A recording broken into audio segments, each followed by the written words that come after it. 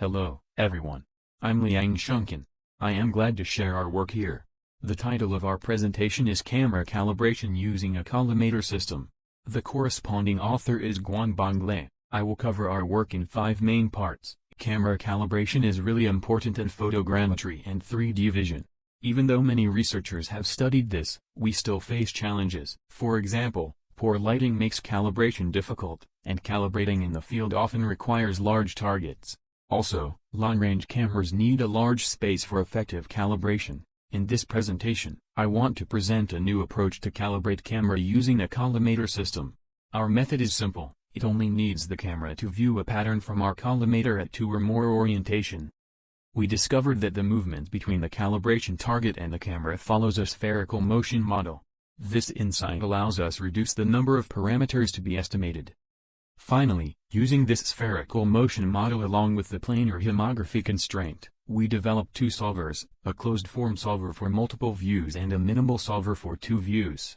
So, what is a collimator? It's an optical device that produces collimated rays. When light hits a point on the collimator's focal plane, it produces a beam of parallel light. This makes that point appear to be at an infinite distance. This means that cameras with different focal lengths can focus on that point. We have several reasons to choose a collimator for our calibration target. 1. It provides a stable and controlled calibration environment. 2. It offers extra geometric constraints, which improve calibration accuracy. 3. It's compatible with cameras of various focal lengths. Next, let me explain our calibration method. We start by proving that the movement between the calibration target and the camera follows a spherical motion model.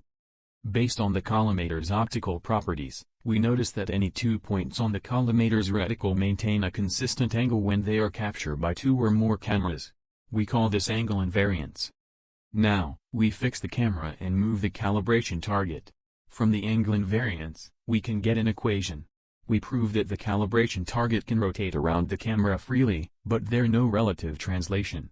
In other words, it can turn at any angle while staying in the same position. This pure rotation is what we call spherical motion. We also verified the spherical motion model through experimentation. A calibrated camera is used to capture several images of the target in the collimator.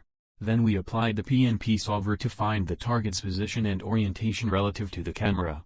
As shown in our results, the calibration target's positions are spread out on a spherical surface, with each pointing towards the camera's optical center. In the spherical motion model, the transformation matrix from the target to the camera is represented as follows. Here, TCP denotes the position of the camera in the calibrated target coordinate system, which is a fixed value. Our calibration method considers both spherical motion and planar homography constraints. By applying the orthogonal constraint of the rotation matrix, we established our final geometric constraints. There are a total of 8 parameters to be estimated, and each image will provide 5 independent constraints. Therefore, we need at least 2 images to fully determine all the parameters.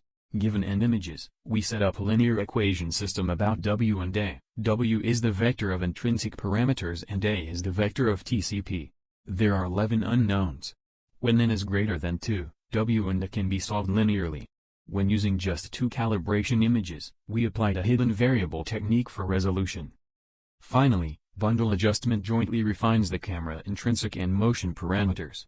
It is worth noting that the spherical motion constraint reduces the original 6n motion parameters to 3n plus 3. We tested our method with both synthetic data and real images. The results from the synthetic data showed that our algorithm outperforms others. Real image experiments also support our method. The collimator demonstrated better accuracy when compared to results from printed calibration patterns. The results from the structure from motion indicate improved accuracy in a collimator image. All experiments highlight the beneficial impact of the spherical constraint on accuracy. In conclusion, we propose a calibration method using a collimator system. The collimator provides additional spherical motion constraints for camera calibration. Experiments show the collimator images provide better accuracy. You can find the demo code on GitHub. Thank you for your attention.